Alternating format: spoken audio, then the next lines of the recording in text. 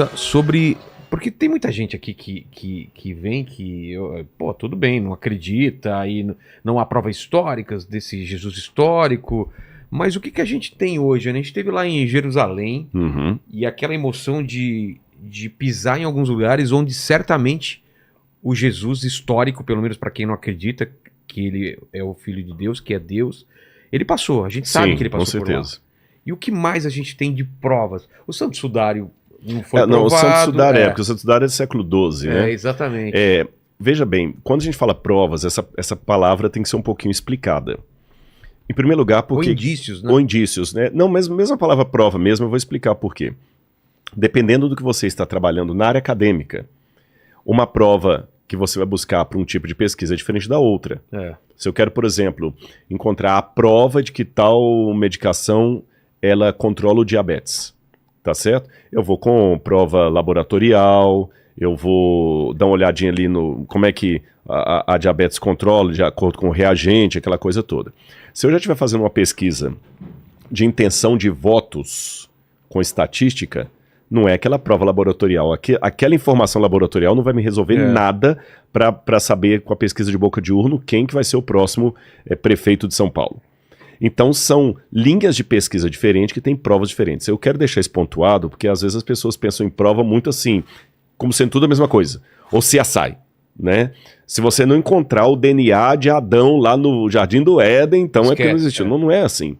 Se fosse assim, 90% da ciência não existiria. Mesmo trabalha porque, com lacunas a ciência trabalha também, com lacunas. Você tem o próprio Sérgio colocou aqui agora se foi ele, se foi o Jaime, colocou aqui, são modelos. São modelos, você tem hipótese, alguns colocam uma hierarquia que outros não aceitam. Você tem primeiro o fato científico, depois você tem hipótese de trabalho, depois você tem a teoria, depois vira lei, alguma coisa assim. Bom, então vamos lá. Com isso colocado, eu tenho que procurar quais são as evidências. Eu gosto dessa palavra evidências, de que Jesus... E nessa loucura... Exato, todo mundo briga por causa do programa e... Gente, valeu, viu? Vocês me deixaram famoso com essa música aí. Mas então o que acontece? A gente tem que procurar os indícios de que o cristianismo realmente é autêntico. E esses indícios não se limitam apenas a eu quero uma fotografia de Jesus lá na Santa Ceia e ainda com o teste do DNA lá para ver se é digital lá é do Judas mesmo. Não é assim. Isso é pueril, é uma caricatura. Nós temos que ver, por exemplo, de ordem sistemática, o relato dos evangelhos. Ele está para o lado de um relato fictício ou verdadeiro. Por exemplo, eu estive um tempo desses com o governador de São Paulo, Tarcísio. E achei interessante que a gente estava conversando sobre arqueologia, e o governador Tarcísio ele falou assim, é interessante, olha o que ele puxou, e ele está certo.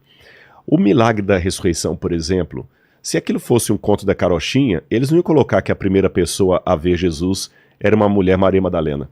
Eu colocar um homem. Exatamente, porque a mulher não tinha valor legal o depoimento dela. O escândalo dos evangelhos, a propaganda de Jesus era anti-midiática, porque Jesus fazia tudo o contrário do que era para fazer. Ele tratou Maria Madalena como discípula, ele pegou crianças no colo, tudo que hoje é bonitinho na época não era. Um evangelista que fosse criar uma história fictícia para atrair Jesus, ele não ia contar aquilo. Jesus sentou à beira do poço e pediu ajuda para uma mulher samaritana. Contar a história de ressurreição, ninguém acredita nisso. Então os evangelhos eles contam uma história absurda demais para ser inventada. Outro detalhe, o próprio Stuart Mill, que era ateu e é o fundador do método científico, mais ou menos, a sistematização, porque o fundador do método científico é Francis Bacon, mas quem sistematizou as leis do método científico foi Stuart Mill. Stuart Mill falou, olha, quando eu olho para o evangelho, e o cara era ateusaço, né? Ele fala assim, Jesus, só alguém maior do que Jesus para inventar Jesus. Ele é grande demais para ser invenção de algum produtor literário. E o C.S. Lewis depois vai retomar essa frase do Mills e fala o seguinte, realmente, então se Jesus foi inventado por alguém, mostre quem inventou Jesus, aí já é C.S. Lewis falando, porque eu vou segui-lo. Porque realmente, eu digo a mesma coisa. Se Jesus foi criado por alguém, me fala quem é esse alguém que eu vou devotar esse cara aí. Isso dentro do ponto de vista literário. Existe uma diferença muito grande entre os evangelhos e as biografias A Vida dos 12 Césares de Suetônio, por exemplo. O estilo, você vê que a narrativa não é de criar uma novela, uma metáfora. O querigma era algo autêntico. Tanto é que eles entregavam a vida deles por aquela história. Pedro falou o seguinte: nós não demos a conhecer os ensinos como se fossem fábulas engenhosamente inventadas. Pelo contrário, nós fomos testemunhas do que aconteceu. Nós fomos testemunhas. E eles morreram por causa daquilo ali. Olha, eu não conheço nenhum especialista em Shakespeare que dê a vida por sua interpretação de Hamlet. Mas quantos morreram por Jesus? Tá certo? Olha o efeito do que Jesus provocou no mundo até hoje aí. Outro detalhe curioso, agora indo para a arqueologia.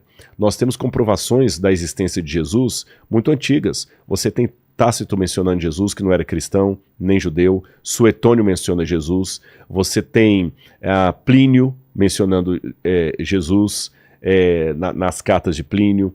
Você tem Flávio Josefo, que era um autor judeu, menciona Jesus. Jesus tem mais comprovações contemporâneas ao século dele do que Alexandre o Grande. Ah, é? A biografia mais antiga que eu tenho de Alexandre o Grande, das que chegaram até hoje, data de 300 anos depois da morte dele. As Vidas Paralelas, de Plutarco. E mesmo essas Vidas Paralelas, o manuscrito mais antigo que eu tenho data de 1000 anos depois. Agora vamos comparar com Jesus. A biografia mais antiga que eu tenho de Jesus, pela datação que eu dou dos evangelhos, data do ano 50. 20 anos depois da morte dele. Depois da morte de... E essa biografia é baseada em documentos, a fonte Quell, a fonte Quell é fonte em alemão, que eram documentos anteriores ao ano 50. Além disso, o manuscrito mais antigo que eu tenho dos evangelhos data do ano 125 a 130, a 140 mais ou menos, que é o papiro John Rylands, que é menos de 100 anos depois dos acontecimentos. Bem diferente de Alexandre o Grande. Pitágoras, eu não tenho nenhuma comprovação histórica de Pitágoras. Nenhuma. O que nós sabemos de Pitágoras são fragmentos que datam de mil anos depois da suposta vida dele. E eu não vejo ninguém duvidar de Pitágoras. Então eu tenho muita coisa forte sobre Jesus. E ainda que tudo isso que eu falar aqui, seja demonizado, ridicularizado ou até mesmo refutado, ainda que Jesus seja um mito, ele foi o melhor mito que já existiu. Por que eu digo? Porque hoje mesmo eu encontrei com um rapaz que estava aqui, que ele escreveu o livro, né? Verdade. Contando a vida dele, falou assim, olha, eu era preso, drogado, fui preso, fui ligado a tráfico de drogas, Exato. comando pesado, aquela coisa toda e tal, e eu tive um encontro com o evangelho na cadeia, e na cadeia eu terminei de cumprir pena na ala dos crentes. Nossa. Na dos evangélicos. Então você vê que os evangelhos é um desafio que eu faço. Pegue um grande clássico. Você que não gosta de Bíblia, não aceita a Bíblia, eu já fiz esse desafio, acho que foi aqui. Pegue qualquer livro grande aí, Deus no Delírio, de Richard Dawkins, e joga aí no mundo do crime. Quantos vão deixar de ser criminosos porque leram Richard Dawkins? Quantos? Carlos Drummond de Andrade escreveu com maestria, mas quantos deixaram o vício, a pornografia, a delinquência porque leram Carlos Drummond de Andrade? Aí antes que alguém proteste, não, mas a educação enobrece, em termos. A educação ela tem um excelente papel na sociedade, mas ela não é tudo. Porque se a educação fosse sinônimo de redenção, a Alemanha não tinha tido o nazismo, porque os nazistas eram altamente educados, eram jovens universitários. Eles tinham Heidegger, tinham Goethe, tinham Wagner, tinham grandes autores alemães, tá certo? Agora, a Bíblia transforma vidas. Então, ainda que tudo que eu falei aqui fosse hipoteticamente refutado e fosse provado para longe de qualquer questionamento que Jesus é um mito, ainda assim eu continuaria pregando esse mito, porque é o melhor mito de todas as vidas, porque eu não conheço nenhum ex-traficante porque leu os Marvel. Quer dizer, ele fala assim, mas é tudo mito. Eu não conheço nenhum homem que bate mulher, fugiu... Comete feminicídio. Como que é? Ou esse mesmo agressivo. Doméstica. Eu não conheço nenhum praticante de violência doméstica que literalmente deixou de praticar violência doméstica porque leu a Ilíada de Homero. ou ler uma revistinha do Thor. Se é tudo mito, se tudo é mito, essa é a pergunta que eu quero fazer.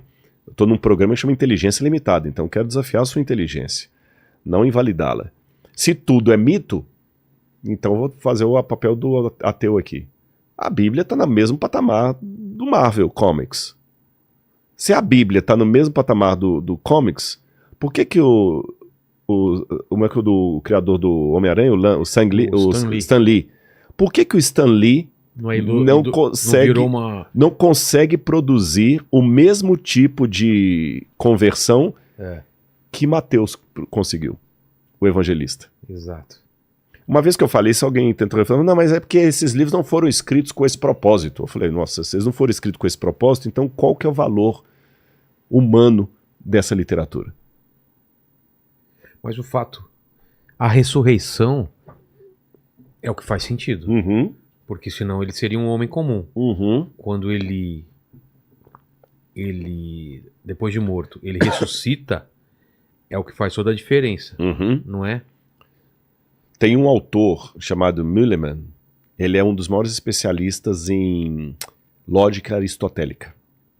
Eu estou dizendo assim, se não tivesse essa parte dos evangelhos... Não, aí ele seria um homem legal, beleza, fez pode até ter feito milagres ou qualquer coisa, mas realmente a ressurreição é o diferencial.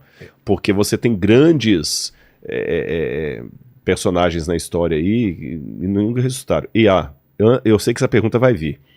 Mas não diz que todo o evangelho é um mito dos pagãos lá, né? Que Jesus ressuscitou porque o Tammuz também ressuscitou, que Dionísio ressuscitou. Tem gente que faz uma comparação tem muito. Tem aquele documentário Zeitgeist que colocou isso aí. Verdade. Por exemplo, que Jesus ressuscitou, mas porque Osíris também ressuscitou, então foi um plágio. Não confunda. A ressurreição é inédita. Quando esse pessoal fala que Osíris ressuscitou, Osíris não ressuscitou. Osíris foi esquartejado por Sete, o irmão dele. A esposa dele, Ísis, recolhe os pedaços dele e dá uma sobrevida para ele no mundo dos mortos, onde ele está mumificado. Não teve nada de ressurreição. Dionísio foi costurado na coxa de Zeus ali, e saiu da coxa de Zeus, não tem nada que Dionísio foi ressuscitado. E não tem nada de semelhança dos mitos com o cristianismo. Que Jesus tinha 12 discípulos, porque também Osíris tinha 12, mito, não tem nada. Lê a literatura grega, não existe isso. É invenção, tá bom? Mas voltando à questão, você tem razão quando você diz a ressurreição, ela é algo sui generis, ela é inédita de Jesus. Ele ressuscitou. Agora, o curioso é que, quando eu pego essa história dele, eu falei desse Mühlmann, que foi um dos grandes especialistas em Aristóteles, e ele fez uma pergunta. Qual a chance matemática da ressurreição ser uma mentira? Matemática, a partir da lógica aristotélica. A porcentagem? Qual? Ele descobriu que, aliás, ele fez a pergunta, foi no positivo. Qual a chance, a partir da lógica aristotélica, porque você pega a lógica, é muito complicada na filosofia, são duas matérias dificílimas, metafísica e lógica. É quando você pega esse nosso diálogo aqui e o reproduz em forma de equação. Tá. Ou um debate. Aí na equação você vê, peraí, o argumento dele não procede, porque na equação ele transforma tudo, ele não é que abandona, ele substitui uma linguagem por outra, que é a matemática e a linguagem. Então eu estou falando aqui, por exemplo, tem que votar no candidato A por causa disso, ou tem que votar no candidato B. Um bom logicista ou filósofo de lógica, ele pega a minha fala, a fala do meu oponente e vai transformando tudo em equação para ver se tem coerência a minha argumentação ou se o meu argumento é autorrefutável. Entendi. Ele mesmo se desmente. Então ele fez isso com Aristóteles e pegando toda a lógica aristotélica, e ele descobriu que a chance matemática da ressurreição ser verdadeira, eu não saberia reproduzir, mas é 1 em ou seja, ela é altíssima. É coisa acima de 99%. Tá certo? Como que ele chega nisso aí? Através de... Ele vai pegando todas as hipóteses, aí tem não dá para explicar isso aqui rapidamente, o livro é dessa grossura e muito técnico, mas ele vai pegando todas as equações, você vai pegando todas as probabilidades e vai descartando-as a partir de equações. Por exemplo, você esgota tudo que é possibilidade. Por que alguém ia inventar uma história da ressurreição? Então você vai trabalhar toda a hipótese. Essa história foi inventada. Entendi. Não, ela foi fruto de uma alucinação coletiva. Não, ela foi fruto de uma lenda, de uma parábola. Não, ela foi histórica, mas equivocada. Não, Jesus tinha um irmão gêmeo, como até alguns pensam, né, que Jesus tinha um irmão gêmeo, que o irmão gêmeo dele é que apareceu, pensar. Ele trabalha todas as hipóteses. Jesus possuía os corpos, ele saía de um para outro. Transmigração de corpos, que seria a máxima de Pitágoras. Ele pega tudo aquilo ali, ele vai pegando tudo. E aí ele vai com a equação desmontando. Aí ele fala no final, ele fala o seguinte: eu acredito na ressurreição graças a Aristóteles.